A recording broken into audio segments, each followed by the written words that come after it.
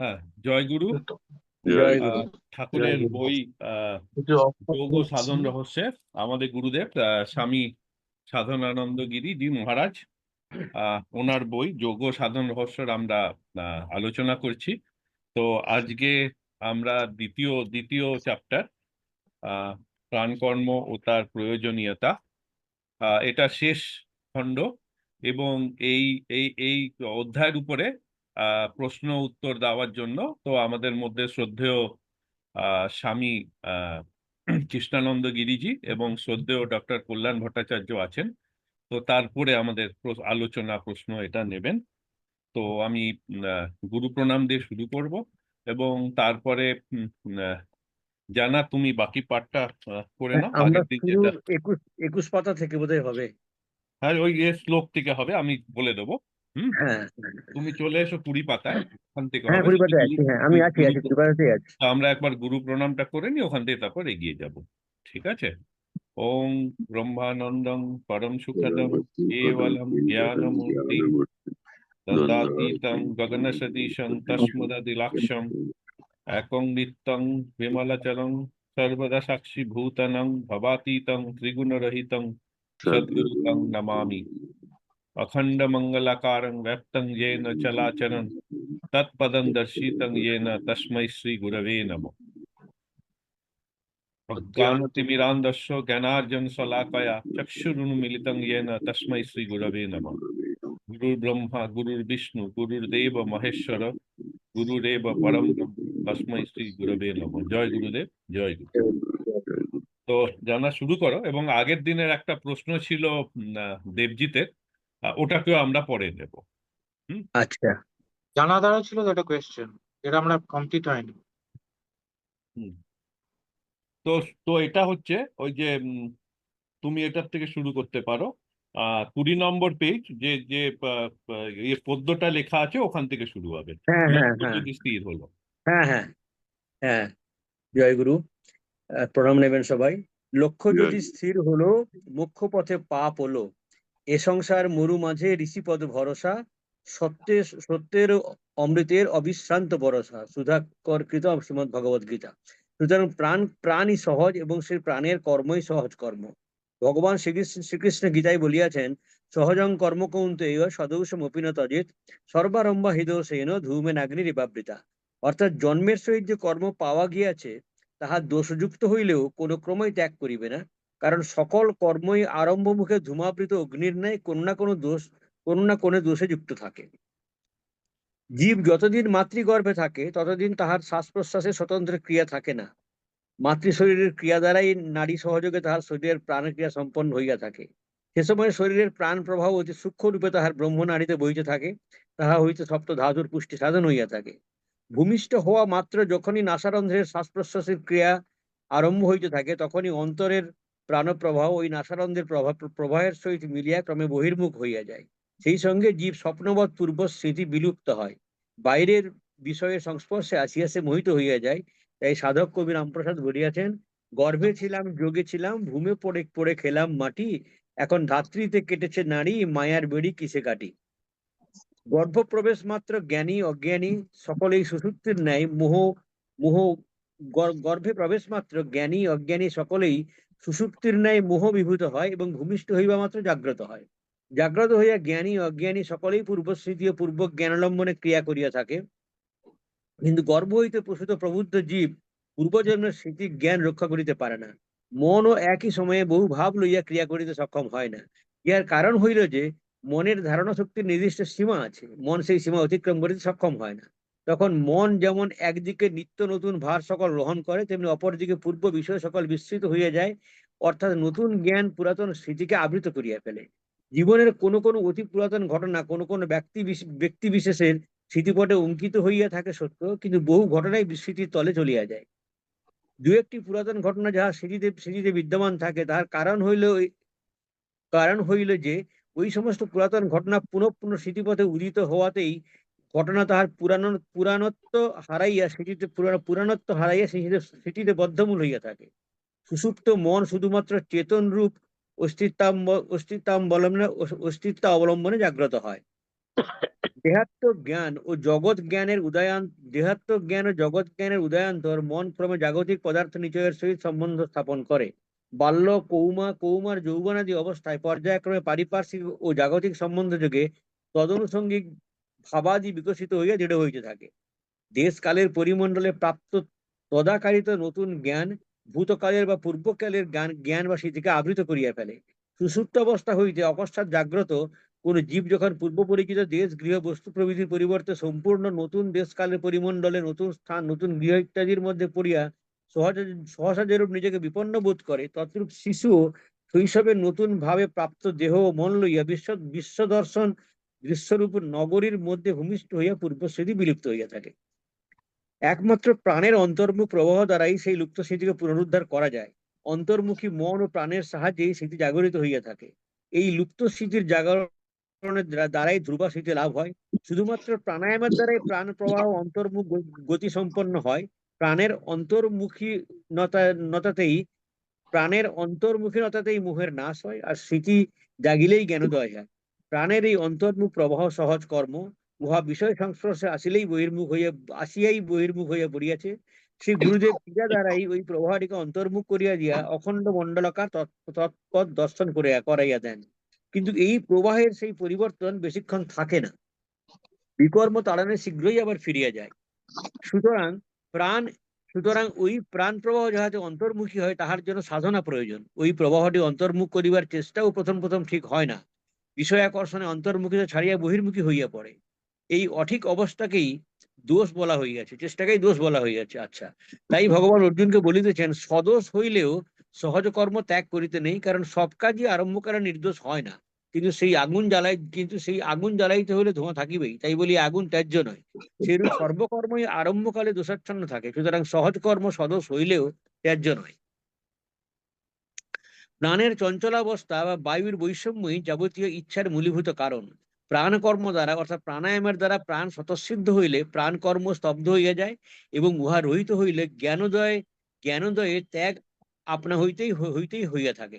তখন আর নিজের ইচ্ছায় ত্যাগ করিতে হয় না, শান্তি প্রাপ্ত হইয়া যায়। অতএব দেখা যাইতেছে যে প্রকৃত সুখলাভ করিতে হইলে নিজের মনকে প্রাণের সহিত রাখিতে হইবে, এবং সর্বদা প্রাণের উপর লক্ষ্য রাখিতে ও মন ও প্রাণ উভয়ে শীতল হইয়া এবং সর্বদা প্রাণের উপর লক্ষ্য রাখিতে মন ও প্রাণ উভয়ে শীতল হইয়া প্রকৃত সুখ অনুভূত হইবে। প্রাণের এই স্থিরাবস্থায় সাধুদিগের দাঁড়াইবার স্থান, ইহা ব্যতীত তাহাদের আর অন্য স্থান নাই। প্রাণবায়ুর গমনাগমন রূপ শ্বাসের গতি অনুসারে মনের গতির পরিবর্তন হয়। যাহাদের এই শ্বাসের গতির প্রতি লক্ষ্য নাই, ডাকাটি বলছেন বায়ুর গতি যখন কোন মার্গ দিয়ে চলিতেছে যাহাদের খেয়াল নাই, তাহারাই প্রকৃতির গুণে আবদ্ধ হয়। যিনি গুরুপদিষ্ট উপায় সর্বদাই শ্বাসের গতির প্রতি লক্ষ্য রাখেন, তাহার আর শ্বাসের চঞ্চলতা থাকে না। তিনি প্রাণকে স্থির করিয়া শরীরের যেখানে সেখানে রাখিতে সমর্থ হন, এবং তিনি গুণের আবদ্ধতাকে অতিক্রম করেন। মনে রাখিও, প্রাণের স্থিরতা হলে মন স্থির হবে, মন স্থিরে বুদ্ধি স্থির আপনি ঘটিবে। প্রাণ স্থিরে মন স্থির হইবে যখন, দিব্যধাম প্রকাশিত হইবে তখন। মধ্যপথে বহিঃপ্রাণ হইলে নিশ্চল, চরমে পরম বোধ হবে সুবিমল। প্রাণের চেষ্টা যাবে সংকল্প মনের, ভাবিবে অপূর্ব জ্যোতি জ্ঞান ভাস্করের। প্রাণ স্থিরে মন স্থির হইবার পর বিন্দু স্থির দেহ স্থির হবে পর।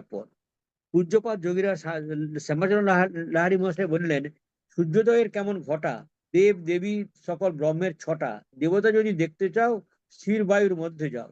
চিদাকাশে ধ্যান মগ্ন থাকেন যে ক্রিয়াবান, আপনি দেবতা হয়ে দেবতা দেখিতে পান। অনন্ত কিরণ যেমন সূর্যের রহিয়াছে, অনন্ত শক্তি তেমনি ব্রহ্মের আছে। কিরণ লইয়াই সূর্য সম্পূর্ণ, শক্তি লইয়াই ব্রহ্ম সম্পূর্ণ। ওইসব শক্তির দেবতা সূর্য কিরণ এক, ব্রহ্ম চৈতন্য ও দেব চৈতন্য এক। কিরণহীন সূর্য নাই, দেবশক্তিহীন ব্রহ্ম নাই। ব্রহ্ম চৈতন্য সূর্যের ন্যায়, জীব চৈতন্য উষার ন্যায়। উষা যদি সূর্যকে দেখে, তবে তার নিজের অস্তিত্ব লুপ্ত হয়। ব্রহ্মকে দেখিলেও জীবের অস্তিত্ব লুপ্ত হয়। সূর্যের পূর্বাকাশে রক্তরাগ উষা দেখিতে পায়। ব্রহ্মের যে সুন্দর চৈতন্য ছটা, তাই দেবতা। সেইটি জীব দর্শন করিতে পারে এবং দেখিয়া শান্তি লাভ করে। অতএব বুঝা যাইতেছে যে প্রকৃত শান্তি ও আত্মস্বরূপ উপলব্ধি করিতে হইলে প্রাণায়ামাদি যোগ ক্রিয়ার অনুষ্ঠান করিতে হইবে। অনেকে যোগের নাম শুনলে শিহরিয়া ওঠেন, তাহারা যদি সদ্গুরু চরণাশ্রিত হইয়া যোগের প্রকৃত অর্থ বুঝিতে চেষ্টা করেন, তাহলে বিস্মৃত হইবার কিছু থাকে না। যোগ কাহাকে বলে, যোগের প্রয়োজনীয়তা কি এবং উহার কয়টি অঙ্গ, তাহা প্রকৃত রূপে বুঝিতে হইবে। পরবর্তী অধ্যায়ে ওই সম্বন্ধে বলিবার প্রয়াস পাইয়াছি। হুম। জয় গুরু। তো জয় গুরু। এবার আহ এটাতে আসার আগে এখন তো আর এই অধ্যায়টা তো শেষ হলো। তো এই অধ্যায়ের উপরে কারুর কোনো মানে সবাই প্রশ্ন বা নিজের বক্তব্য এখন তা রাখতে পারো। কৃষ্ণানন্দজি এবং কল্যাণদা আছেন।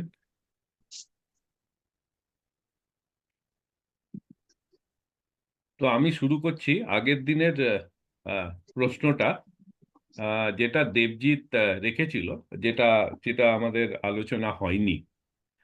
তো দেবজিতের প্রশ্ন ছিল যে আত্মা, চৈতন্য ও পরমাত্মা এরা কি এক, এবং এক না হলে এদের মধ্যে সম্পর্কটা কি? তাই তো দেবজিৎ, আমার শোনা হ্যাঁ যাচ্ছে? জয়গুরু। হ্যাঁ জয়গুরু। হ্যাঁ। হ্যাঁ, তো প্রশ্নটা আমার ছিল যে যে আত্মা বা পরমাত্মা যেটা আমরা বুঝি বা বলি, আহ তো সেটা কি একটা আর চৈতন্য চৈতন্য। অবস্থা, কনসিয়াসনেসের একটা অবস্থা, কি এটা একটা অবজেক্ট? হ্যাঁ, সেইটাই আমার প্রশ্ন ছিল। হ্যাঁ। তো মানে কল্যাণদা। এটা একটা আহ, হ্যাঁ। তো এখানে আমরা কল্যাণদার তো এটা নিছকই তাত্ত্বিক আলোচনা হবে, কেননা ব্রহ্ম পরমাত্মা, ব্রহ্ম সম্বন্ধে যেমন রামকৃষ্ণদেব বলেছেন যে নুনের পুতুল তো সমুদ্র মাপতে গিয়ে হারিয়ে যায়, ঠাকুর বলছেন উষা আহ যেমন প্রত্যুষকালকে জীব চৈতন্য ব্রহ্ম চৈতন্যের খবর নিতে গেলে হারিয়ে যায়। তো সেই রকম চৈতন্যতা, সৎ চিৎ আনন্দ, চিৎ আর চিৎ শব্দটা চৈতন্য শব্দটার সঙ্গে রিলেটেড। সদ্বস্তু ঈশ্বর, চিৎ, চিৎ হচ্ছে গিয়ে তার প্রকরণ, তার একটা এসেনশিয়ালিটি, আর আনন্দও তাই। তাহলে ঈশ্বরের সঙ্গে এই চেতনা বোধ, এই জিনিসটা ওতপ্রোত হয়ে আছে। ব্রাহ্মী চেতনা, ব্রাহ্মী বোধ, এর সঙ্গে এই চেতনটা না থাকলে আমরা বলি যেখানে চেতন নেই সেটাকে জড় বলি। তার মানে চৈতন্য অর্থাৎ তার জীবত্ব বা তার অস্তিত্ব, এটার সঙ্গে সমার্থক। তো সেই চৈতন্য সত্তাটাকে বাদ দিলে তাহলে জীবেরও সত্তা নেই, আর জীবাত্মা তো পরমাত্মার পার্ট, অংশ। কাজেই তার কনসেপশনও আমরা করতে পারবো না যদি চৈতন্য ব্যাপারটাকে আমরা না ধরতে পারি। তো সাধনা তো তাই এই চৈতন্যের প্রকাশ, জীব চৈতন্য ব্রহ্ম চৈতন্যের খোঁজ নিতে যাচ্ছে, সেটাই তো সাধনা। সাধনার মাধ্যমে ওই আমরা বিন্দু সিন্ধুতে মগ্ন হতে যাওয়ার যে প্রয়াস। কাজেই তিনটের মধ্যে ডিফারেন্স তো কিছু নেই, খালি নাম কতগুলো হয়েছে, নাম রূপাত্মক আমাদের বোঝার সুবিধের জন্য আমরা কতগুলো নাম এবং ডিভিশন করেছি। মূলত তো একই বস্তু, সেই একেরই অন্বেষণ। তো হ্যাঁ, তো কৃষ্ণানন্দজির কাছে আসার আগে আমি দুটো পয়েন্ট বলবো। শিবসূত্র, শিবসূত্রতে প্রথম শ্লোক হচ্ছে চৈতন্যই আত্মা। মানে হচ্ছে শরীরের আধার লইয়া ব্যক্তিশীল বিরাট মন চেতনা হতে স্বয়ংয়ের ভাব হইবার, স্বয়ং হইবার ভাব উৎপন্ন হয়। মনের চেতনাই আত্মা। এটা হচ্ছে শিবসূত্রের প্রথম শ্লোক, 7 অধ্যায়। আবার শিবসূত্রেই আহ আরেকটি অধ্যায় আছে, আত্মা চিত্তম, মানে হচ্ছে মনই আত্মা। সেখানে ব্যাখ্যাতে হচ্ছে শরীর বরণ করিয়া শরীররূপী গর্ভে চেতনার বীজ রোপণ করিয়া গর্ভে পূর্ণ বিকাশিত করিয়া শারীরিক মৃত্যুর মাধ্যমে অনন্ত পর্যন্ত বিকাশিত হওয়ার চৈতন্য জন্ম প্রদানের কর্তা মন স্বয়ং হইবার ভাব। তো শিবসূত্রের ব্যাখ্যায় দেখা যায় মন চৈতন্যই আত্মা, মনই আত্মা। তো এটা এক। এবং বাবারই বইতে যোগ সাধন রহস্যে একটু আগেই যেটা আমরা করবো। তো সেখানে বাবা এক জায়গায় ব্যাখ্যা করেছেন যে উম, যে শান্ত মন, চঞ্চল মন থেকে যখন শান্ত হয়ে যায়, শান্ত মনই আত্মা। তো এইটা এই তিনটে বইয়ের ব্যাখ্যা। তো এবার আমরা আহ কৃষ্ণানন্দজির মুখে শুনে নেবো তোমার প্রশ্নের উত্তর, ওনার ব্যাখ্যাটা।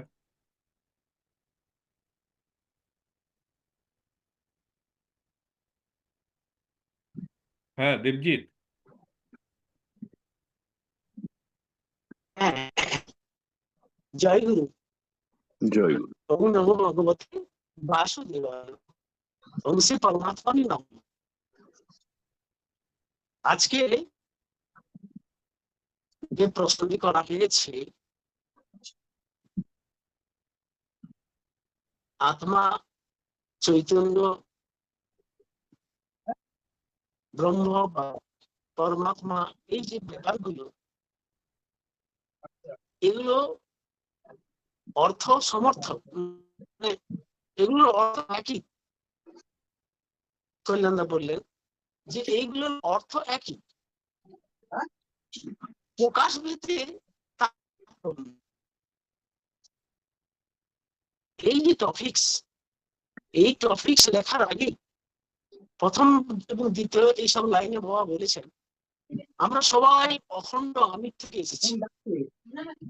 মায়াময় সংস্কৃতি এসে আমরা সেই অখণ্ড আমিকে ভুলে গেছি। দেখা যাচ্ছে বাবার লিখে নিতে পারি এই যে চৈতন্য সত্তা, এর যাকে আমরা ব্রহ্ম বলছি, যাকে আমরা পরমাত্মা বলছি, এর দুটো স্বরূপ, দুটো ভাব। একটা হচ্ছে নির্গুণ ভাব, আরেকটি হচ্ছে সগুণ ভাব। নির্গুণে মায়ার ছোঁয়া নেই, সম্পূর্ণ মায়া মুক্ত। আর সগুণে মায়ার প্রভাব রয়েছে, মায়া যুক্ত। সেই সগুণ ব্রহ্ম, সগুণ ব্রহ্মের আবার দুটো বিভব। এই সগুণ ব্রহ্মের একটি বিভব হলো সে ক্রমশ প্রকৃতির দৃশ্য, আমাদের কামনা বাসনা নিয়ে মোহগ্রস্ত করা, তার কাছে মোহগ্রস্ত করানো। একটা কামনা পূর্ণ হলে আরেকটা বাসনা, আরেকটা বাসনা পূর্ণ হলে আরেকটি বাসনা, এইরকম ভাবে সে ক্রমশ বৃদ্ধি করে থাকে। এটা তার একটা প্রভাব। এবং এর আরেকটি ভাব হলো, একে বলি আমরা মহামায়া। চণ্ডীতে বলা হয়েছে মহামায়া, আবার বলা হয় জগদ্ধাত্রী। আবার এই ব্রহ্মের আরেকটি প্রভাব হলো, বিভব হলো, তিনি যোগমায়া। একটু ইন্টারাপ্ট করছি যখন দেবজিৎ, সাধক, তুমি যদি ভিডিওটাকে অফ করে দাও তো শোনা যাবে ভালো। আচ্ছা ঠিক আছে। সগুণ ব্রহ্মের একটি বিভব হলো তিনি মহামায়া। তিনি মায়া, সাধককে মায়াগ্রস্ত করায়। এই বাসনার পূরণ করতে করতে তার মায়া বৃদ্ধি প্রাপ্ত হয়। এটাকে বলছি আমরা মহামায়া। তার আরেকটি বিভব হলো তিনি যোগ, একই জিনিস। তিনি মহামায়া, আবার তিনি যোগমায়া। যখন সাধক সাধনা করতে করতে গুরুর কাছে কাঁদতে কাঁদতে যখন সে বুঝে ফেলে যে আমি ক্রমশ মায়াসক্ত হয়েছি, এই মায়া থেকে কখন মুক্ত হব, তখনই সেই মহামায়া অমনি যোগমায়া রূপে সাধককে তার সেই লক্ষ্য, তার সেই অখণ্ড সত্তা, তার সেই চৈতন্য সত্তা দিকে তাকে এগিয়ে নিয়ে যেতে সাহায্য করে। তখন তাকে বলা হয় যোগমায়া।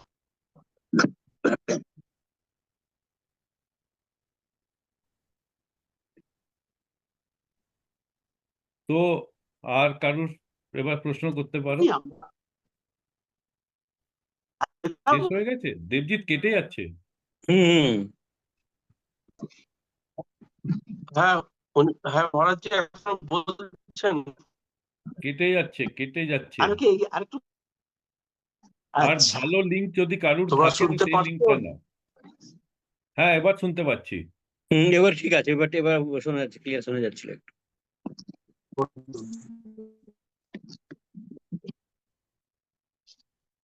তাহলে কি হলো, সেই মায়াকে, সেই মহামায়াকে, কারণ চন্ডিত রয়েছে তং বৈষ্ণবী শক্তি অনন্ত বীর্যা বিশ্বচ্ছবীজং পরমাসি মায়া সম্মোহিতং দেবী সমস্ত মেত তং বৈ প্রসন্না ভূমুক্তি হেতু।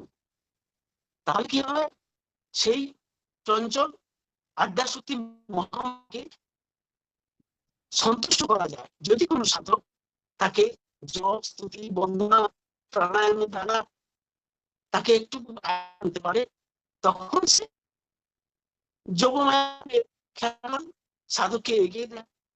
মহামায়ার খেলা হলো সেটা থেকে পরিধিতে যাওয়া, আর যোগমায়ার খেলা হলো পরিধি থেকে সেন্টারের দিকে যাওয়া, সেই অখণ্ড চৈতন্যের দিকে যাওয়া। এই হলো দুটো প্রকৃতি, অর্থ এক। তাই এই অবস্থা থেকে আমাদের রক্ষা পেতে হলে একমাত্র গুরুই ভরসা, তার যে প্রদত্ত প্রাণায়াম সেই একমাত্র ভরসা। তাই স্বামীজি বাবা আমাদের বলেছেন, গর্বে ছিলাম যোগে ছিলাম ঘুমিয়ে পড়ে খেলাম মাটি, ঘাপচিতে কেটেছে নারী মায়ার বেড়ে কিছে কাটি। এই অদ্ভুত প্রশ্ন, রামপ্রসাদের এই কথা প্রায় খুব ভিতরের কথা।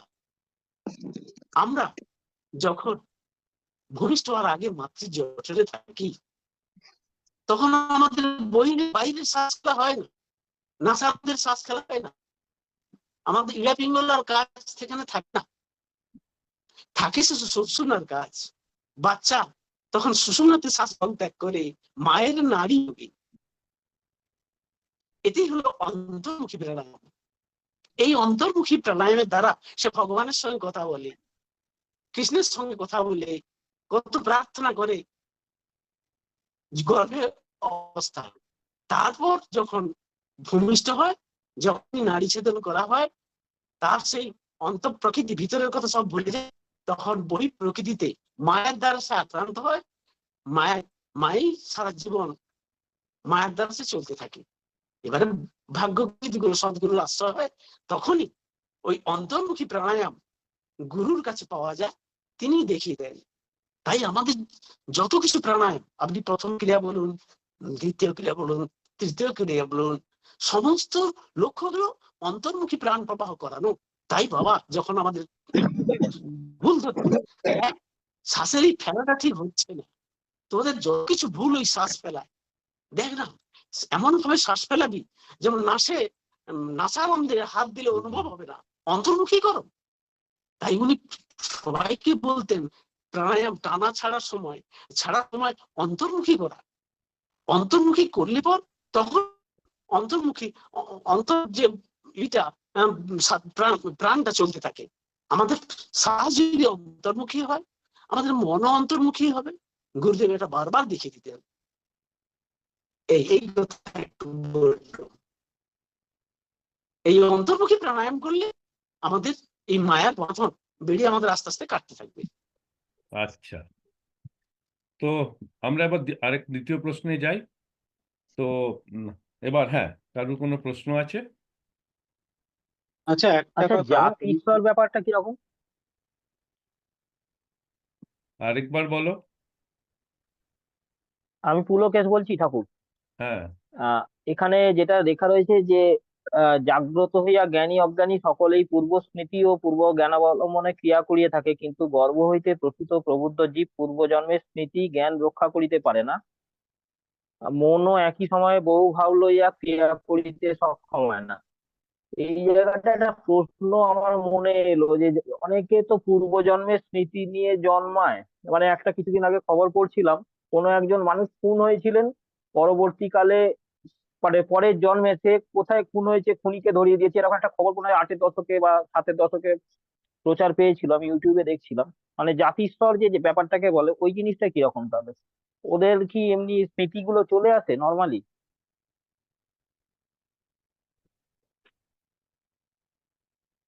হ্যাঁ, কৃষ্ণানন্দজি, হ্যাঁ, জি, আপনাকে প্রশ্নটা করেছে। আচ্ছা আচ্ছা আচ্ছা। মানে আমি সবাইকেই এখন করছি, ঠাকুরকে, কল্যাণ বাবুকে, আপনাকে, এখন সবাইকেই।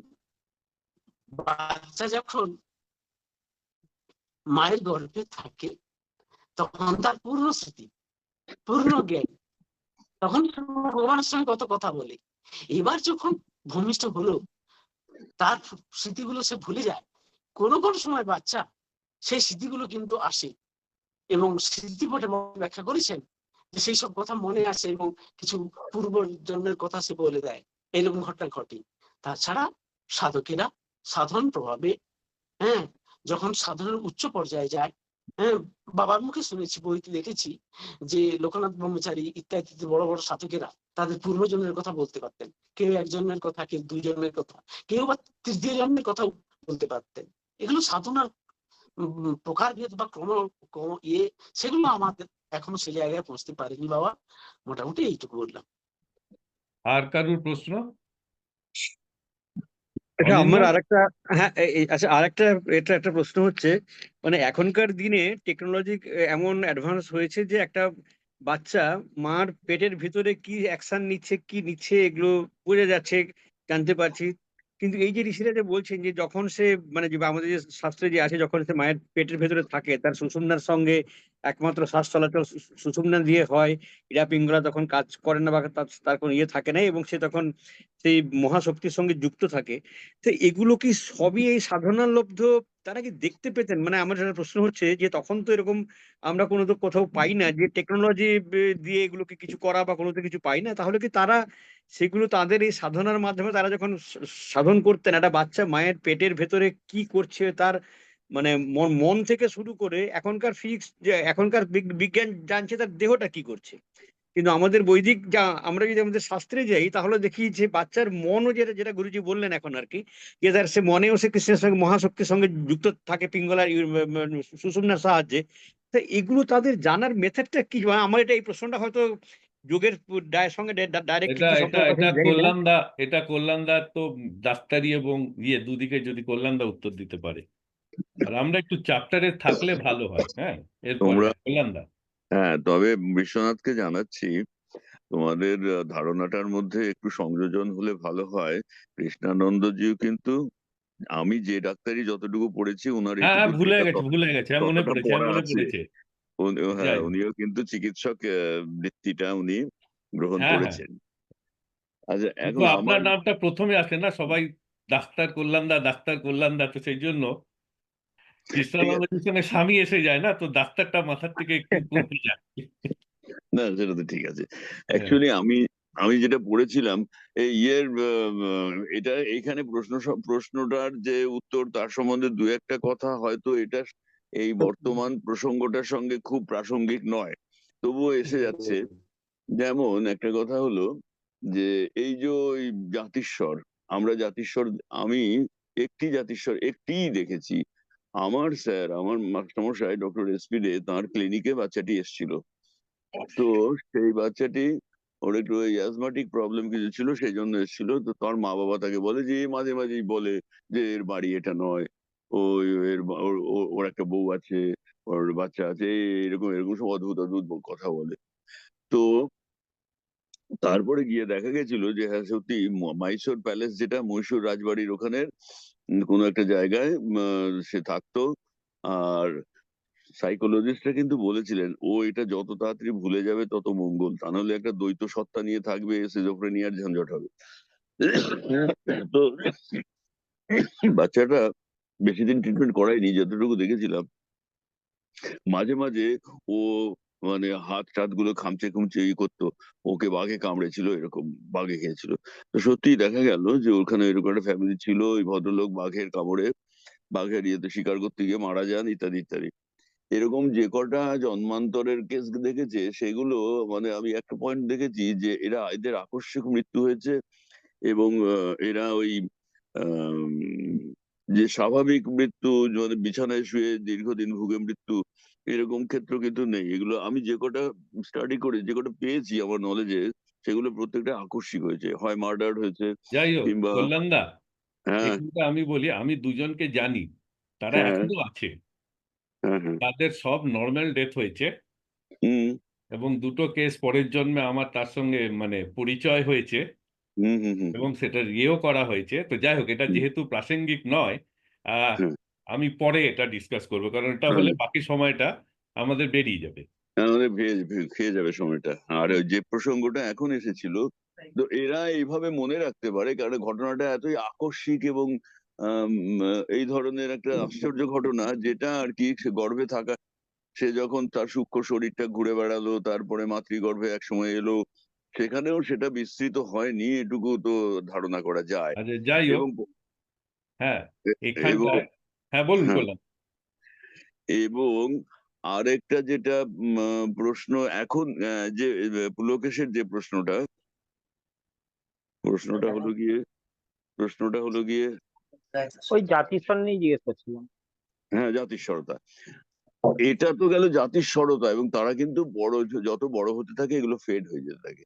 কিন্তু লোকনাথ বাবা বা এই মহাপুরুষদের যেটা ধ্যানে যেটা দেখা দেয়, সেটা কিন্তু আলাদা জিনিস। সেটার সঙ্গে এটাকে মেলানো যাবে না। তার প্রথম থেকে এই স্মৃতি ছিল না। ধ্যানের দ্বারা এটা জাগ্রত হলো। তো সেইটা কিন্তু দুটো কিন্তু মানে দুটোর প্রকরণের অনেক ডিফারেন্স আছে।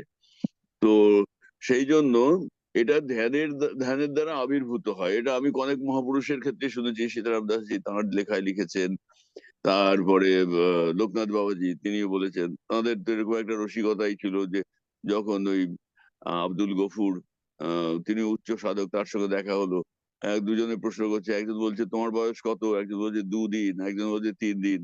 শিষ্য বললো যে আবার কি? তখন বলছে তার মানে ওর 2 জন্মের স্মৃতি মনে আছে, আর এ বলছে আমার 3 জন্মের স্মৃতি মনে আছে। তো এইগুলো তো ভাই অন্য জিনিস, এগুলো এর মধ্যে ফেলা যাবে না। তো তো হ্যাঁ, তো এই যে অন্য জিনিস। তো কল্যাণদা, জাস্ট অ্যাড করে দিই, যেটা আপনি আমি সবাই জানি যে যে যে গুরু বা যোগী দেখতে পান, হুম সেটা হচ্ছে আমাদের এক গুরুবন। কল্যাণদা তাকে চেনে। তাকে ডাক্তাররা মানে আল্ট্রাসাউন্ড করে বলেছিল যে বাচ্চা ডিফর্মড হবে এবং বা মানে প্রেগনেন্সিটাকে অ্যাবর্ট করতে বলা হয়েছিল। তো সে ঠাকুরের কাছে এসছিল, কি চিঠি লিখেছিল আমি জানি না, কল্যাণদা আর সৌমিত্র ভালো জানে সে কেসটা কি কি হয়েছিল এক্স্যাক্টলি ওখানে। তো ঠাকুর বলেছিল কিচ্ছু হবে না, নর্মাল হবে, সব ঠিক আছে, আমি দেখতে পাচ্ছি। এবং পরবর্তীকালে মেডিকেল অ্যাডভাইসের এগেনস্টে ও প্রেগন্যান্সি কন্টিনিউ করে এবং সুস্থ শিশু জন্মগ্রহণ করে, এবং সেই শিশুর 2.5 বছর না 3 বছরে যখন মুন্ডন হয়, তখন কল্যাণদা ঠাকুর গেছিল তার বাড়িতে। তো ঠাকুরেরই তো আছে। হুম আচ্ছা আচ্ছা আচ্ছা আচ্ছা আচ্ছা। আর এখানে বরং বর্তমান সায়েন্স এ ব্যাপারে এগোচ্ছে, এখনো জায়গায় আসেনি, কিন্তু আমাদের অধ্যাত্ম শাস্ত্রে কিন্তু এ ব্যাপারে আরো গভীরতর কিছু নির্দেশনা আছে। আমি প্যাথোলজি অফ দ্য আনবর্ন বলে একটা বই, একটা লেকচারের বই, যেটা ওই ক্যালকাটা ইউনিভার্সিটির পাবলিকেশন থেকে কিনেছিলাম। সেখানে ডাক্তাররা অনেক গবেষণা টবেষণা করে, মানে যে প্যাথোলজি অফ দ্য আনবর্ন, যে শিশুটা জন্মায়নি তার প্যাথোলজি, এটার উপরে অনেক গবেষণা আছে। সেখানে একটা উল্লেখ আছে যে একটি শিশু দেখা গেল সে প্রেগন্যান্সির সময় একটা গানের অ্যাটমসফিয়ারের মধ্যে ছিল, সে শিশুটা গানের আশ্চর্য প্রতিভা নিয়ে জন্মালো। কিন্তু এগুলোর থেকে তো অনেক এগিয়ে গেছে অভিমন্যুর সেই চক্রব্যূহের দরজা খোলার ঘটনা। তো ভাই এগুলো মুনি ঋষিদের ধ্যানলব্ধ বস্তু। তারা তো আর এই যন্ত্রপাতি, এমআরআই, সিটি স্ক্যান এগুলো তো তারা পাননি, সেটাই। কিন্তু তাদের ধ্যান দৃষ্টি এগুলোর অনেক গভীরে ছিল। নইলে এই যে ইয়েতে হনুমান চালিসায় যে বলছে সূর্যের সঙ্গে পৃথিবীর থেকে সূর্যের দূরত্ব, যা বলছে আজকের সায়েন্স বলছে আরে এক্স্যাক্টলি দ্য সেম। কি করে জানলো সে সূর্যের দূরত্ব পৃথিবীর সঙ্গে এত নিখুঁত ভাবে? তো এইগুলো ভাই বিজ্ঞান খানিকটা দূর অব্দি নিশ্চয়ই বিজ্ঞানের যে প্রয়াস, এটাকে অভিনন্দন জানাবো, কিন্তু মুনি ঋষিদের এই যে অন্তর্জগতের খবর তারা যেভাবে সাধন ভজনের মধ্য দিয়ে গেছেন, এটার সঙ্গে তুলনাই করা যায় না। তো এটা তো এটা আরো পরের প্রশ্ন, অ্যাডভান্স। আমরা যদি মানে চ্যাপ্টারটা কনটেক্সটে থাকি তো ভালো হয়। হ্যাঁ, হ্যাঁ, নিশ্চয়ই নিশ্চয়ই হ্যাঁ। নিশ্চয়ই। তো পরের কেউ প্রশ্ন? একটা একটা একটা জাস্ট জিজ্ঞেস করা ছিল যে যেহেতু ওই চৈতন্য আপনি বললেন না যে চৈতন্য হলো আত্মা, ঠিক আছে, তো সেইভাবেই আমি দেখছিলাম যে 19 নম্বর পাতায় একটা রেফারেন্স আছে যে স্থির প্রাণী হচ্ছে আত্মা। হ্যাঁ, হ্যাঁ ঠাকুর হ্যাঁ বলেছেন তো, ঠাকুর স্থির বলেছেন। প্রাণী আত্মা, তাহলে চৈতন্য মানে হচ্ছে যদি আত্মা হয় তার মানে সেটাই স্থির প্রাণ। হুম আবার হুম হ্যাঁ, এক আবার হুম, আবার আরেক জায়গায় ওখানেই বলা আছে চঞ্চল প্রাণ হলো মন। হুম। হ্যাঁ চঞ্চল কারেক্ট প্রাণ হলো মন, রাইট? তাহলে বেসিক্যালি আমি ভাবতে পারি যে চৈতন্য যদি ইকুয়াল টু আত্মা হয়, সেটা হচ্ছে আবার প্রাণের সমান, স্থির প্রাণের সমান। মানে আমি জাস্ট ইয়েকে মানে আমি হ্যাঁ হ্যাঁ ঠিক বলছো রিপ্লেস ঠিক করার চেষ্টা বলছো করছি, ঠিক আছে? ঠিক বলছো আর আমাদের যে চঞ্চল মন, সেটাই হচ্ছে বেসিক্যালি চঞ্চল প্রাণ হচ্ছে মন, ঠিক আছে? ঠিক বলেছো এবারে আরেকটা জায়গায় এটার সঙ্গে যদি আমি লিঙ্ক করার চেষ্টা করছি জাস্ট, যে তাহলে প্রাণটা কি, what is the definition of প্রাণ? প্রাণ, যখন আমি বলছি যে আমি প্রাণকে স্থির করতে পারি যে কোনো জায়গায় বেসিক্যালি, তাহলে আমি কি সেক্ষেত্রে আত্মাকে স্থির করছি সেই সেই জায়গাতে? মানে এইখানে একটা কনফিউশন আছে, কারণ প্রাণ হলো বাতাস আর প্রাণ বায়ু হলো শ্বাস, ঠিক আছে? তো প্রাণকে যখন আমি স্থির করছি সেটা তো আত্মা, তাহলে কি আমি আত্মাকে স্থির করছি তখন? মানে তো বিভিন্ন এটা চক্রাবলী, এই জায়গাটাতে একটু ঠিক আছে কনফিউশন আছে আমার কি, এই বুঝতে পারছি? প্রশ্নটা স্বামীজিকে আমরা জিজ্ঞেস করি তো মানে আমার স্বামীজি কোয়েশ্চেনটা কি আমি বোঝাতে পারছি? আমি বুঝতে পারছি না হ্যাঁ সেটাই। তো এই প্রশ্নটার উত্তর আমরা স্বামীজির থেকে নেব ঠিক আছে। আমার বিশ্বনাথ বাবুর কাছে একটি প্রশ্ন আছে। হ্যাঁ বলছি যে এই যে চেতনা চৈতন্য এই যে কথাগুলি ব্রহ্ম, তো এটা নিয়ে আপনার কাছে আমার একটা কোশ্চেন। সেটা হচ্ছে যে আমরা শ্যামা সঙ্গীতে দেখি যে আমার চেতনা চৈতন্য করে দিয়ে মা চৈতন্যময়ী, অর্থাৎ চেতনা আর চৈতন্য দুটো আলাদা বলা হচ্ছে। যেমন রামকৃষ্ণদেব বলছে তোদের চৈতন্য হোক। এবার এই হুম যে বায়োসেন্টিজম বা বর্তমান যে বিজ্ঞান, আপনার কাছ থেকে আমি জানতে চাইছি যে চেতনা চৈতন্যের মধ্যে ডিফারেন্সটা কি, এই চেতনাটা কি, চৈতন্যটা কি, ঠিক আর আছে এটার হুম বৈজ্ঞানিক ব্যাখ্যাটা কি হবে এখনকার দিনে? ঠিক আছে এটা আমি দেব তার আগে আমরা স্বামীজির থেকে এই প্রশ্নের উত্তরটা শুনে নিই হ্যাঁ হ্যাঁ হ্যাঁ। তো স্বামীজি হুম, হুম। জয় গুরু। হ্যাঁ এখন পিছনের এই দুটো প্রশ্ন আগে যেটা নিয়ে হচ্ছিল সেটা একটু বলতে চাই।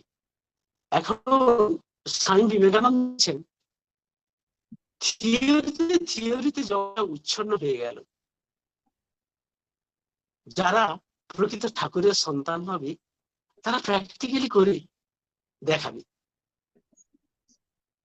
শোনা যাচ্ছে না, কেটে যাচ্ছে। একথা একথা স্বামী বিবেকানন্দ বলেছেন।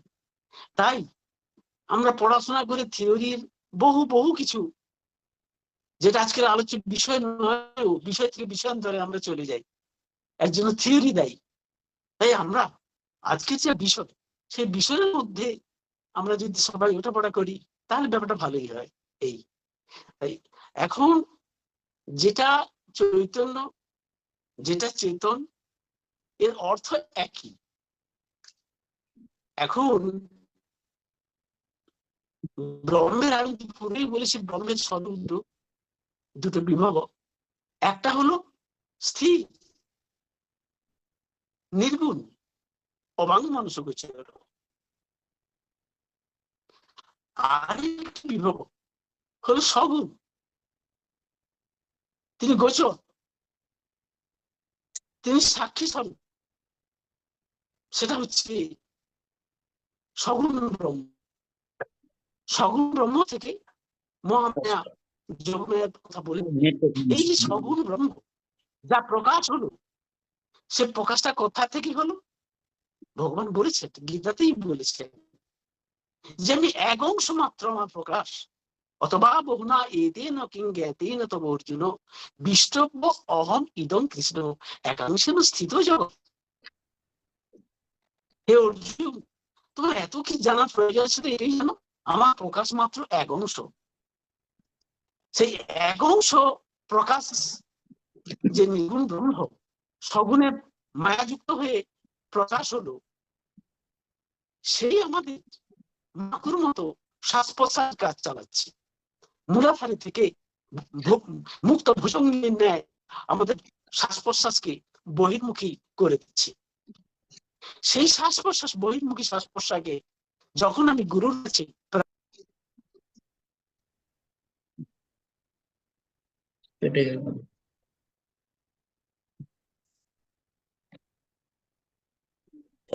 যাই হোক, আমি আহ, আমি উত্তর দিচ্ছি। যে প্রশ্নটা আমাকে করা হয়েছিল আহ, সেটার মানে উত্তর হচ্ছে আহ, চৈতন্য আর চেতনা। আমি মানে আমি সাইন্টিফিক এতে বলছি। হ্যাঁ একটা হচ্ছে কনসিয়াস কনসিয়াসনেস, একটা হচ্ছে আনকনসিয়াস কনসিয়াসনেস। তো যেইটাকে আনকনসিয়াস কনসিয়াসনেস যেটাকে বলা হয়, যেটা আমরা বলি মনের চিত্ত, মন থেকে যদি সব বাদ দিয়ে দেওয়া হয়, মন থেকে কি বলে অহং, এগুলো সব যখন বাদ দিয়ে দেওয়া হয়, তখন যেটা বাঁচে সেটা হচ্ছে চিত্ত, মানে যেটাকে বলা হচ্ছে আনকনসিয়াস কনসিয়াসনেস। আমরা বেঁচে থাকি কনসিয়াস কনসিয়াসনেসে, এবং কনসিয়াস কনসিয়াসনেস যেটা, সেটা হচ্ছে 5% অফ দি কনসিয়াসনেস।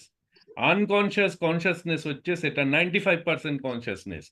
আমরা সাধনা করে সেই যে চেতনাটাকে বিরাট করি, আমাদের জার্নি হচ্ছে কনসিয়াস কনসিয়াসনেস থেকে আনকনসিয়াস কনসিয়াসনেসে যাওয়া।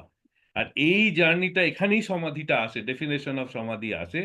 এবং এইটাই হচ্ছে চেতনা আর চেতন, এই দুটো মানে আমরা খুব লুজলি ইউজ করি। চেতন হচ্ছে এই মুহূর্তে আমরা দেখতে পাচ্ছি, চৈতন্য হচ্ছে চৈতন্য যে সত্তা, যেটা আনকনসিয়াস কনসিয়াসনেস। তো সেটা হচ্ছে প্রাইমোডাল। যেহেতু সায়েন্স ইংলিশ শব্দটা ইউজ করছি, তো এইটা হচ্ছে এই দুটোর মানে সাইন্টিফিক ডিফারেন্স। আনকনসিয়াস কনসিয়াসনেসের উপর এখনো বিজ্ঞান যেতে পারেনি। সেটা আমরা এই যোগ মার্গে, সেই যোগের পতঞ্জলি যোগ সূত্রে সেটাকে পুরোপুরি ব্যাখ্যা করা আছে। কনসিয়াস কনসিয়াসনেসের উপর এখন অনেক কাজ হচ্ছে, এবং যেটাকে আমরা বিভিন্ন ইসে কথা বলছি। তো এটা হচ্ছে, তো এবার আমরা আমি আমি এবার একটা প্রশ্ন করছি। তো সেটা হচ্ছে, কল্যাণদা, এই বইটা এবং স্বামীজি, দেবজিৎ তুমি আছো? হ্যালো, দেবজিৎ আছে না? দেবজিৎকে আমরা হারিয়েছি। হ্যালো, দেবজিৎ আছে? আচ্ছা, দেবজিৎ বোধহয় নেই। ঠিক আছে, আমরা এগিয়ে যাব। তো এখানে এই যে এই যে পুরো এই যে পুরো হ্যাঁ, এই যে পুরো পুরো চ্যাপ্টারটা আমার মনে হয়েছে পড়ে, এর হার্ট হচ্ছে যে শ্লোকটা, আহ যেটা গীতার শ্লোক এখানে ব্যাখ্যা আছে, 18 নম্বর অধ্যায় 48 নম্বর শ্লোকটা। তো সেটা একবার যদি তুমি জানা, তুমি যদি একবার পড়ে দাও তো খুব ভালো হয়। হ্যাঁ, পড়ছি।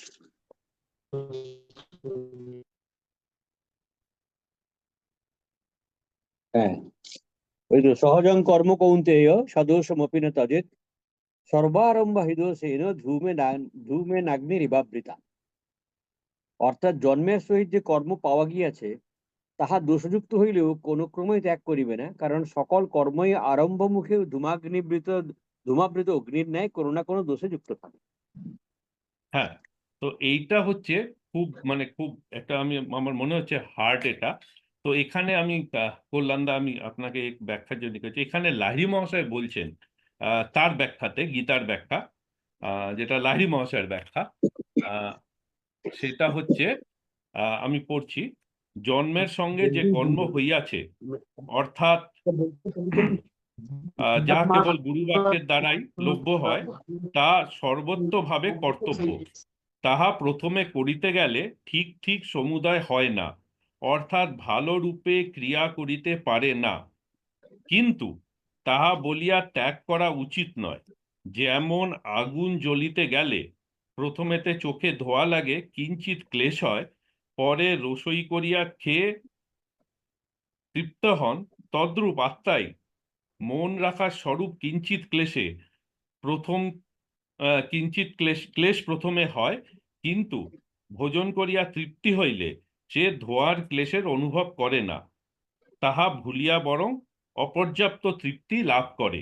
মানে আমরা যখন প্রথম দিকে ক্রিয়াটা, অনেকের প্রশ্ন আছে যে আমরা যখন প্রথম দিকে ক্রিয়া করি, প্রাণায়াম করি, সেটা পারফেক্ট হয় না, 44 সেকেন্ড আসে না। তো সেটাতেই লাহিড়ী মহাশয় বলছেন যে প্রথম দিকে প্রাণায়াম এরম থাকে না, কিন্তু আমরা যখন প্র্যাকটিস করতে করতে সেটা হচ্ছে পাকা আমি, তো পাকা আমিটা আহ তৈরি হয়। তো এটা লাহিড়ী মহাশয় বলছেন। আর তার পরের যে ব্যাখ্যাটা ঠাকুর লিখেছেন সেটা অ্যাকচুয়ালি প্রণব গীতার থেকে নেওয়া। ওটা হচ্ছে প্রণব গীতার ব্যাখ্যা। তো কল্যাণদা, এইটা এটা আমার মনে হচ্ছে হার্ড, যেখানে কি ক্রিয়া জার্নিতে শুরুতে একজন সাধক, যেটাকে আবার সদ্গুরু বাণীতে লেখা হয়েছে প্রবর্তক অবস্থা। সদ্গুরু বাণী যদি বলো শেষের দিকে শ্রীযুক্তেশ্বরে যে প্রবর্তক অবস্থা যেটা বলা হচ্ছে, এবং তারপরে বলা হচ্ছে সাধক অবস্থা আর প্রবর্তক অবস্থা। তো এইটা হচ্ছে আমার মনে হচ্ছে এই এই পুরো সারমর্ম, এটা যদি কল্যাণদা একটু ব্যাখ্যা করেন তাহলে একটু ভালো হয়, তারপর আমরা কৃষ্ণানন্দজির কাছে যাব। অ্যাকচুয়ালি এই চ্যাপ্টারটার মূল এসেন্স বলা যেতে পারে এইটাই, যে সহজং সহজং কর্ম কৌন্তেয় সদোষমপি ন ত্যজেৎ সর্বারম্ভা হি দোষেন ধূমেন অগ্নি ইব আবৃতা। ধূমে এখন আগুন জ্বালাতে গেলে ধোঁয়া তো একটু হবেই, কাজেই এখানেও ক্রিয়ার পারদর্শিতা পরের কথা, প্রথমে তো একটু একটু ভুলভাল হবেই। তো এইটাই আর কি, ভগবানও গীতায় এটাই বলছেন যে তুমি অর্জুন সহজ কর্মটা ছেড়ো না। সহজ মানে সহজাত, সহপূর্বক ড এই প্রত্যয়টা করে ভাঙলে সহজ কথাটা আছে। তাহলে যেটা সহ আমার সঙ্গে, আমি জীবন ধারণ, আমি প্রাণ, আমি শরীর পাওয়ার সঙ্গে সঙ্গে যেটা আছে, যেটা আমার মধ্যে এসেছে, সেটা তো এই শ্বাস প্রশ্বাস, এই প্রাণের প্রবাহ। তাহলে এটা হলো সহজ কর্ম, এই প্রাণের কাজটা হলো, এই প্রাণ কর্মটা হলো সহজ কাজ। কেননা এই যে সহজাত, এটাকে নিয়ে আমি পৃথিবীতে এসেছি। তো তাই বলছেন যে অর্জুন তুমি সহজ কাজ ছেড়ো না। তার মানে এখানে সহজ শব্দের একটা মানে এখন এসে গেছে, সহজ মানে ইজি। এখানে ইজি মিনিং হচ্ছে না, কিন্তু এখানে সহজ মানে সহজাত। তো বাউল বৈষ্ণব তাদের কিন্তু এরকম আছে, সহজ সহজ সাধন করো, তাহলে ওইটাই আর কি শ্বাসের সাধন। তো সেই জন্য বলছেন যে এটা করতে গেলে যে কোনো কাজই প্রথম দিকে তো একটু একটু ভুল ভাল হতেই পারে। আগুন জ্বালতে গেলে একটু ধোঁয়া তো প্রথমে হবে, কিন্তু তারপরে আগুনটা ধরে যাবে, ধোঁয়াটা আর থাকবে না। সেই রকম প্রথমের দিকে একটু আধটু অসুবিধে হতে পারে, কিন্তু তাই বলে এটাকে ছাড়া উচিত নয়, এটাকে ক্যারি অন করে যেতে হবে, এটাকে নিয়ে এগিয়ে যেতে হবে। তো এটাই তো মূল কথা। ক্রিয়া মানে ক্রিয়াতে প্রথম দিকে আমি সেই উপলব্ধিগুলো পাচ্ছি না বলে, ঠিকঠাক করতে পারছি কিনা এরকম সংশয় হচ্ছে বলে এটাকে ছেড়ে দেওয়া, এটা কখনোই উচিত নয়। এটাই তো বলছেন। হ্যাঁ, তো কল্যাণদা এখানে অনেকে বলবে আমি হয়তো ক্রিয়ার প্যারানয়েড। তো এখানে ঠাকুরের যে শেষ প্রবচন, হুম আমি সবাইকে বলি শুনতে, আবার শুনে নিও। আমি হুম যদি ভুল বলি তাহলে প্রবচনে নেই, কিন্তু আমি প্রবচনকে উদ্ধৃত করেই বলছি। ঠাকুরের শেষ প্রবচনের শেষ শব্দ সেটা হচ্ছে, যারা ক্রিয়া করো না তারা এখন থেকে আবার আজকের থেকে এই মুহূর্ত থেকে আবার শুরু করো। শুরু করে, এটা বলতে পারি ঠাকুরের লাস্ট মেসেজ। তারপরে ঠাকুরের আর প্রবচন হয়নি। আমরা আবার আজকের থেকে এই মুহূর্ত থেকে আবার শুরু করি, করে আমরা সেই জার্নিতে আমরা আবার এগিয়ে সেইখানে ঠাকুরের কাছে আমরা পৌঁছতে পারবো। তো এখান থেকে ওটা একটা আসছে, যেটা ঠাকুর বলেছেন যে সহজ কর্মটাকে ছাড়তে নেই কোনোদিন, করে যেতে হবে। তো মানে ক্রিয়া যারা আমরা করি, যদি ছেড়ে দিয়ে, এটা ঠিক নয়, আমাদের করে যাওয়া উচিত। হুম হুম হুম হুম যতই নিশ্চয়ই ডিফিকাল্টি আসুক করা উচিত, নিশ্চয়ই। কারণ এটাই একমাত্র হুম উপায়। মানে যে সাধনায় আমরা এসছি, এখন একটা কথা হতে পারে যারা ভক্তি মার্গে আছে কিন্তু তারা তো এই সাধনায় নয়, কিন্তু যারা এই সাধনায় আছে তাদের এটাই হচ্ছে পাথ এবং লক্ষ্য। তো এটাই মোটামুটি এখানে দাঁড়াচ্ছে। তো স্বামীজি, আপনার বক্তব্য। দেবজিৎ, তুমি আছো?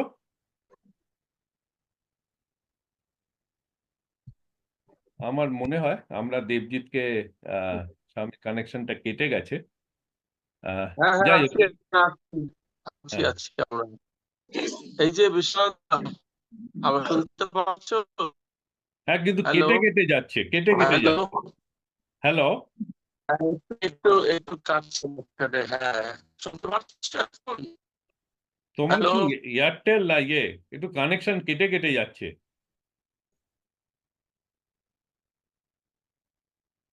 দেবজিৎ, অন্য কোনো ফোন থাকলে কারুর তো সেটা দিয়ে ঢোকো তো একটু ভালো হয়। তোমারটা কেটে যাচ্ছে, এখন কেটে শুনতে যাচ্ছে। পাচ্ছো? এখন হ্যাঁ, পাচ্ছি, কেটে যাচ্ছে, বলো। এই যে মহারাজ বলবেন, না, আসছে না। দেবজিৎ, যদি তুমি এই যে অন্য আসছে। ফোনে আসো না, ভালো হয়। আমরা একটু এগিয়ে যাই। আচ্ছা, আর কারুর কোনো প্রশ্ন আছে বা ইয়ে আছে? এখনো কিছু সময় আছে, তা আমরা নিতে পারি এই চ্যাপ্টারটার উপরে।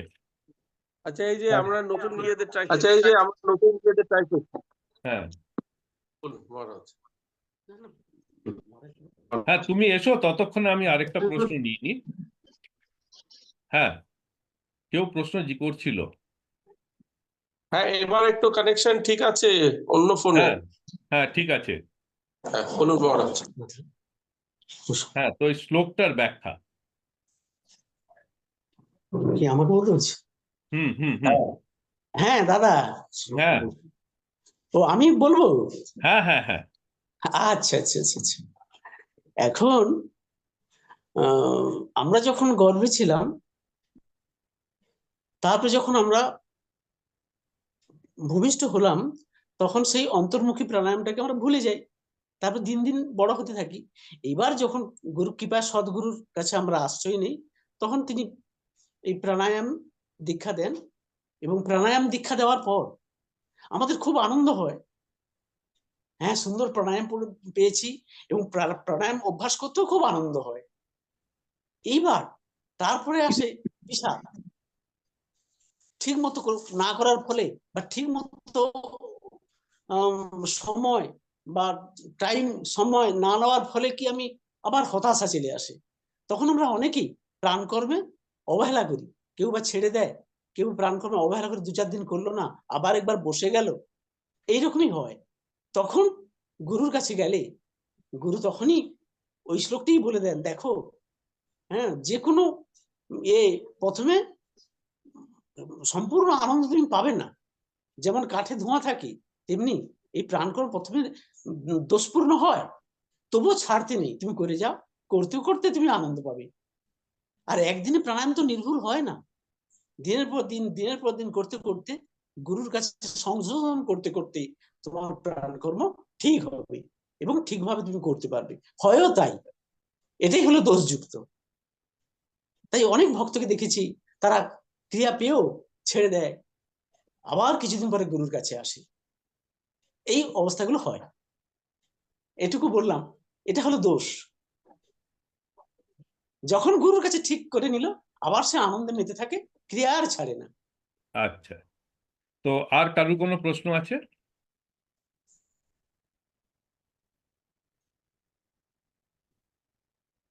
হুম, প্রশ্ন করতে পারো এই চ্যাপ্টারটার উপরে।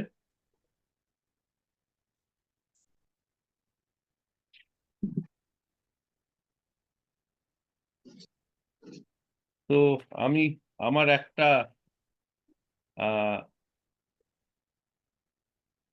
তো এখানে যে উম, যে কথাটা বলছে, যেটা মানে অনেকবার এটা আলোচনা হয়েছে, সেখানে ঠাকুর বলছেন যে যে প্রাণকর্ম আত্মকর্ম করিলে তোমার মনের দেখা হওয়া মাত্র প্রাণের সহিত সাক্ষাৎ হবে এবং দেখিতে পাইবে যে তোমার প্রাণ এই বিরাট বিশ্বব্যাপী সর্বপ্রাণী ও সর্ববস্তুর অন্তর্দেশ দিয়া স্বপ্রকাশিত অবস্থায় নিত্য প্রকাশ পাইতেছেন। মানে তুমি বিরাট, সেই আমি বিরাট স্বরূপ বা আমি শিব স্বরূপ সোহাম। এই যে প্রাণায়ামের এই কথাটা ঠাকুর লিখেছেন, এটার একটু যদি একটু মানে ব্যাখ্যা হয়, তারপরে ঠাকুর লিখছেন স্থির প্রাণী আত্মা। তো কল্যাণদা, এটা সম্বন্ধে যদি একটু। আচ্ছা, একবার প্লিজ জায়গাটা একবার বলো, কোন জায়গাটা পড়লে? এই 19 নম্বরে পেজে বোধ হয়, না? হ্যাঁ, এটা 19 নম্বর পেজে। হ্যাঁ, 19 নম্বরে যে এখানে বোল্ড পার্টটা আছে না, প্রথম প্যারাগ্রাফ। বোল্ডে যেটা, হ্যাঁ। হ্যাঁ, হুম। সেই পার্টটা। হ্যাঁ, ঠিক আছে।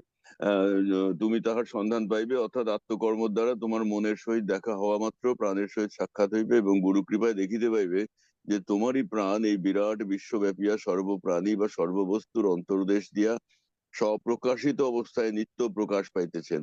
প্রাণায়ামের দ্বারা প্রাণস্থির হইলেই মনস্থির হইবে, প্রাণস্থির হইলে আত্মদর্শন হইবে। স্থির প্রাণী আত্মা, মন প্রাণেরই অংশ মাত্র। প্রাণের চঞ্চল অবস্থার নাম মন। এই মন এবং প্রাণের একীকরণকেই প্রাণায়াম বা ক্রিয়াযোগ সাধন বলে। ক্রিয়াযোগ বিশেষের দ্বারা যখন মন স্থির হইবে, তখন সেই মনরূপ বিন্দু দ্বারা ব্রহ্মরূপ সিন্ধুর দেখা হইলে বিন্দুর অস্তিত্ব থাকিবে না, চিরতরে বিন্দু সমুদ্রে মিশিয়া যাইবে। মানে সমাধির যে স্টেজ, এবং সমাধির স্টেজ তো এটাই যে বিন্দুতে বিন্দু সিন্ধুতে মিশে যাওয়া। আর এখানে আরেকটা কথা বলছেন যে সাধক উপলব্ধি করে একটা সময়ে যে তার প্রাণ আর বিশ্ব বসুধায়, আকাশ বাতাসে গাছপালায় সেই একই প্রাণ। প্রাণ ও সমুদ্রের মাঝে সন্তরণশীল আমরা পৃথিবীর সকলে। আসলে সেই এটাই তো ব্রহ্মানুভূতি, যে ব্রহ্ম দর্শন যেটা বলছে যে তখন সমস্ত কিছুর মধ্যে তাকে দেখা যায়। তাকে যিনি দেখতে পান তিনি তার সাধনার চরম অবস্থার কথা এটা। এবং সেটাই রবীন্দ্রনাথের গানে, প্রাণের মানুষ আছে প্রাণে, তাই হেরি তাই সকল জানে। তো প্রাণের মানুষকে যখন দেখা যাবে, সাধক যখন তার আত্মদর্শন হবে। আত্মদর্শন বলতে কি, আমার আত্মা বলতে যেটাকে বুঝি সেটা আসলে কি, সেই যে জ্যোতিস্বরূপতা, এবং সেই জ্যোতি যে সেই ঈশ্বরের প্রকাশ, এবং সেইটা যে সর্ব কিছু আমাদের সবকিছু মিলে আছে সেই জ্যোতিরই মহিমা। এই উপলব্ধিতে সাধক আত্মহারা হয়ে যায়। সাধনার এই সমাধির স্টেজে ওই জিনিসটাই হচ্ছে মূল কথা, যে আমি এই ক্ষুদ্র একটা তুচ্ছ মানুষ নই। আমার দেহটা মনুষ্য দেহ, কিন্তু আমার অভ্যন্তরে যিনি আছেন গুরুদেবের কৃপায়, আমার অভ্যন্তরের সেই জীবাত্মা, সেই প্রাণবায়ু, সেটা মহাবিশ্বে মহাকাশে মহাকাল মাঝে সবকিছুর মধ্যে উদ্বারিত এক বিশাল সত্তা। তো এটা তো অনুভূতির বিষয়। এখানে বক্তব্যের অবকাশ খুব কম, লিমিটেড। একটা জায়গায় বলতে গিয়ে আটকে যায়, কেননা এর গভীরতা এটা আস্বাদনযোগ্য, এটা বিবৃতির যোগ্য ততটা নয় যতটা আস্বাদনের উপলব্ধি। আমার মনে হয় এই ব্যাপারে আমার চেয়ে সুন্দর বলবেন কৃষ্ণানন্দজি। আচ্ছা, তো কৃষ্ণানন্দজি এই প্রশ্নটা সঙ্গে আমি আরো দুটো যে কল্যাণদা ব্যাখ্যা দিল, সে ব্যাখ্যাটা শুনতে শুনতে আমার দুটো জিনিস মনে হলো। তো এই ব্যাখ্যার সঙ্গে আপনাকে দুটো জিনিস আরো প্রশ্ন, যেটা হচ্ছে সাধক কি করে বুঝবে যে, আমরা তো অনেকবার কথাটা ইউজ করছি প্রাণ স্থির মন স্থির। তো আমরা যখন ক্রিয়া করছি, তো প্রথম কথা হচ্ছে সাধক কি করে বুঝবে তার মন স্থির হয়েছে এবং প্রাণ স্থির হয়েছে। এটা হচ্ছে এক। দুটো হচ্ছে দুই নম্বর হচ্ছে এর সঙ্গে যেটা সদ্য কল্যাণদা বললেন যে সমাধি স্থিতি।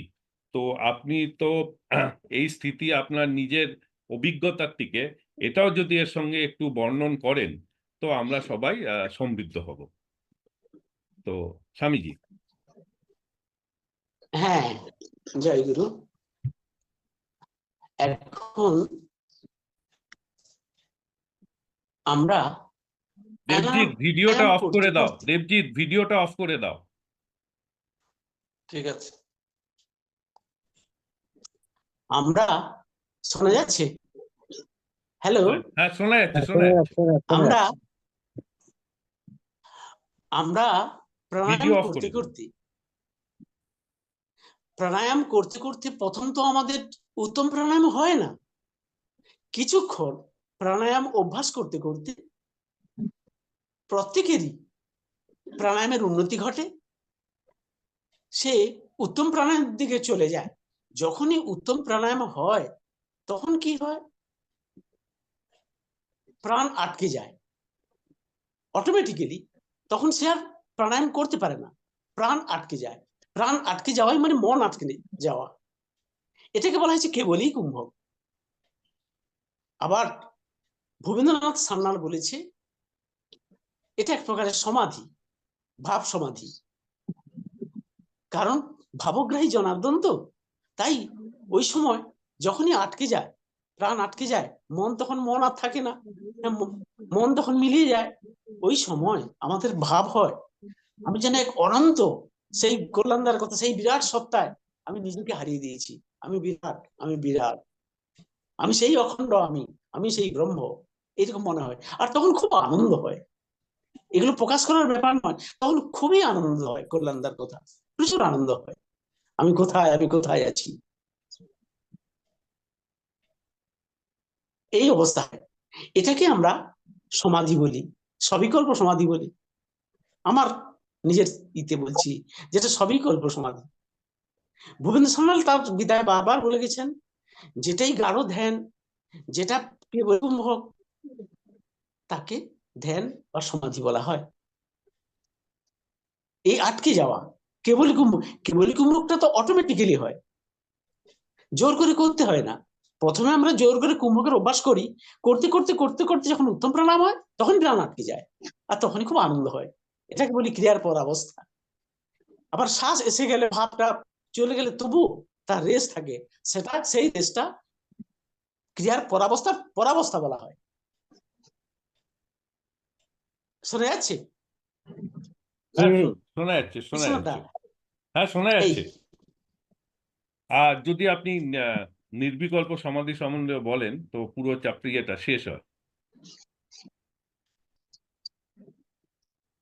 এখন এটাই তো ভালো, আর কি। এটা এই প্রত্যেক নির্বিকল্পের সাধকের সম্বন্ধে এই বলা দাদা যায় জ্ঞান নাকি? হয়।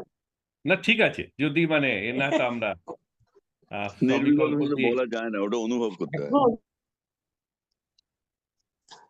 হ্যাঁ, এখন তো সত্য কথা বলতে কি, হ্যাঁ বিশ্বনাথ দা, হ্যালো, হ্যাঁ, বলুন। শোনা যাচ্ছে? হ্যাঁ, তো আপনি যদি মানে এখন এখানেই তাহলে আমরা এই প্রশ্নটাকে রাখতে পারি, তো আমরা পরে গিয়ে এবার শেষ প্রশ্ন নিয়ে আমরা শেষ করে দেবো।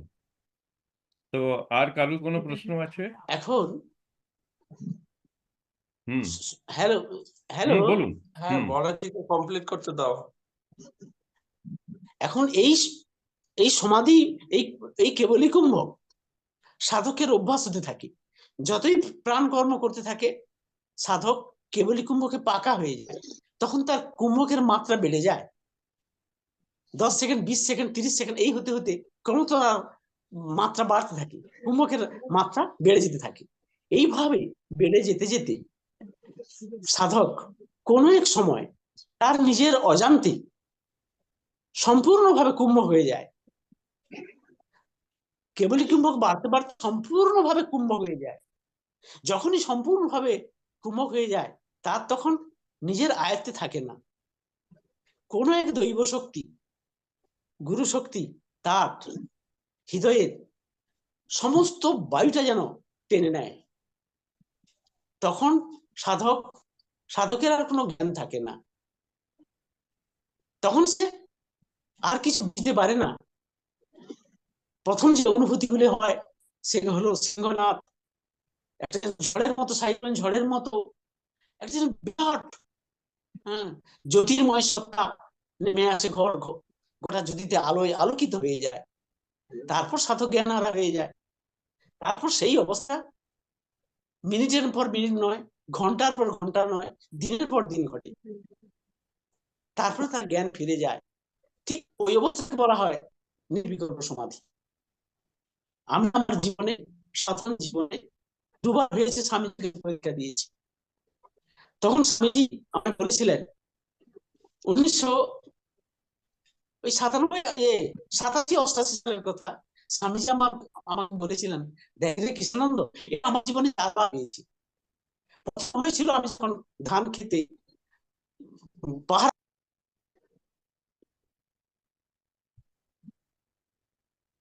তো ধন্যবাদ। আর কারোর কোনো প্রশ্ন আছে? এটা তো মানে এই আলোচনাটা খুব উত্তম উত্তম আলোচনা হলো এই শ্লোকের পরিপ্রেক্ষিতে। তো আর কারোর কোনো প্রশ্ন আছে? হ্যাঁ, হ্যালো, করতে পারেন। হ্যালো, আর কারোর কোনো প্রশ্ন আছে? হ্যাঁ,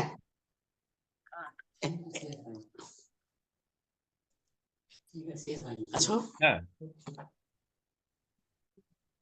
হ্যাঁ বিশ্বনাথ দা, হ্যাঁ, বলে তো এটাই আমি আমার আরো ইয়ে যে হ্যাঁ হ্যাঁ ধন্যবাদ, এটা আমরা এইভাবে সমৃদ্ধ হলাম। নির্বিঘ্ন সমাধি। হ্যাঁ কি হ্যাঁ এটাই বললাম। হ্যাঁ, তো তো সেটা আমরা অনেক কি বলছেন সমৃদ্ধ লম্বা? হলাম। তো এখন আমরা আরেকটা প্রশ্ন নেব, শেষ প্রশ্ন। তো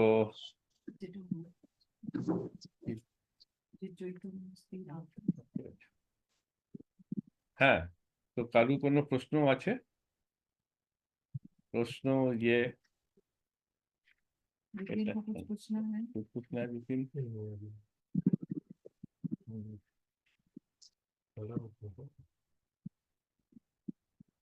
তো তো তা আমরা তাহলে যদি না থাকে, আমি তাহলে শেষ প্রশ্নটা তাহলে আমি করছি। আহ, তো এইটা আবার একটা প্র্যাকটিক্যাল অ্যাসপেক্টে আমি জিজ্ঞেস করছি। ঠাকুর যেখানে লিখেছেন শুধুমাত্র প্রাণায়ামের দ্বারাই প্রাণ প্রবাহ অন্তর্মুখ গতিসম্পন্ন হয়, তো একজন সাধক কি করে বুঝবে যে তার বহির্মুখ থেকে প্রাণায়াম করতে করতে সে অন্তর্মুখী হয়েছে? তো কল্যাণ দা। ঠিকঠাক প্রাণায়ামটা হলে তো পৃথিবীর ব্রহ্মাণ্ডের কোথায় কি হচ্ছে সে খেয়াল তো থাকবে না সাধকের। তার মানে সে অন্তর্মুখী হয়ে গেল। কেননা সাধন যখন শুরু হচ্ছে, প্রথম টানা ফেলা চলছে, তখন অফিস, রাস্তাঘাট, হেন তেন অনেক কিছু মনের মধ্যে ঘুরে ফিরে আসতে পারে, কিন্তু বেশ কিছু প্রাণায়াম হয়ে যাওয়ার পরে তারপরে তো সে হারিয়ে যেতে থাকে ক্রমশ নিজের ভেতরে। তো তখন ওইটাই তো হলো সেই, তখন তো আর বাইরের পৃথিবী তো সে ঢাকঢোল পেটালেও তো তার কাছে সেটা ঢোকে না। তো আমার তো মনে হয় এভাবেই তো অন্তঃপ্রবাহের ইয়েটা পাওয়া যায়, আচ্ছা, খবরটা পাওয়া যায়। তো স্বামীজি শেষ ইয়ে আপনার ইয়ে হ্যাঁ এখানে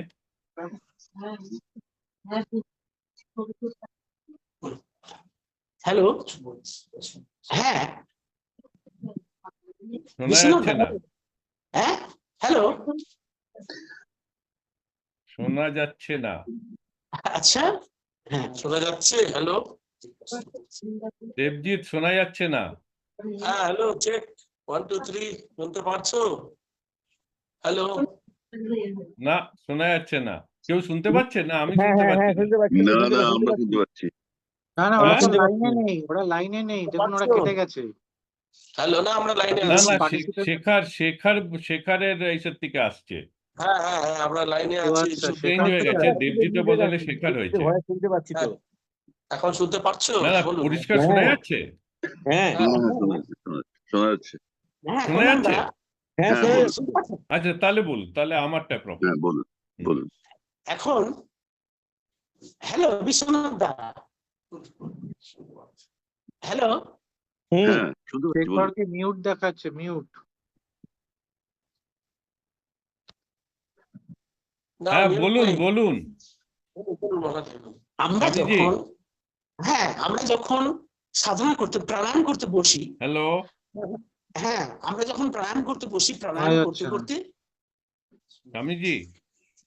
হ্যাঁ হ্যালো, শোনা যাচ্ছে? দেবজিৎ ফোন করকে হ্যাঁ আমরা কিন্তু শুনতে পাচ্ছি সব। আমরা সবাই শুনতে পাচ্ছি গো। আচ্ছা ঠিক আছে, হ্যাঁ তাহলে চলুক। তাহলে কেউ বলে দিক পুরো হয়ে গেছে, কারণ আমি শুনতে পাচ্ছি না তো, সেই জন্য বলছি। আমরা যখন সাধনা করতে বসি, যখন তাহলে অনিন্দ, তো শোনা হয়ে গেলে তুমি বলে দিও হ্যাঁ যে হয়ে গেছে কমপ্লিট, ঠিক আছে? আমিও শুনতে পাচ্ছি না। এই তো যে পাচ্ছি। তাহলে জানা বলে দিও, জানা যদি শুনতে পায়। হ্যাঁ আমি শুনতে তো পাচ্ছি, দুজনকে সবাইকে শুনতে পাচ্ছি তো। স্বামীজি হ্যাঁ, স্বামীজি। ঠিক হ্যাঁ, আছে, ক্যারি অন, বিশ্বনাথ দা। আমাকে ইন্টারাপ্ট করা হচ্ছে বারবার। হ্যাঁ ক্যারি অন। জানা তুমি বলে দিও, আমি শুনতে পাচ্ছি না, তাই ইন্টারাপ্ট করছি।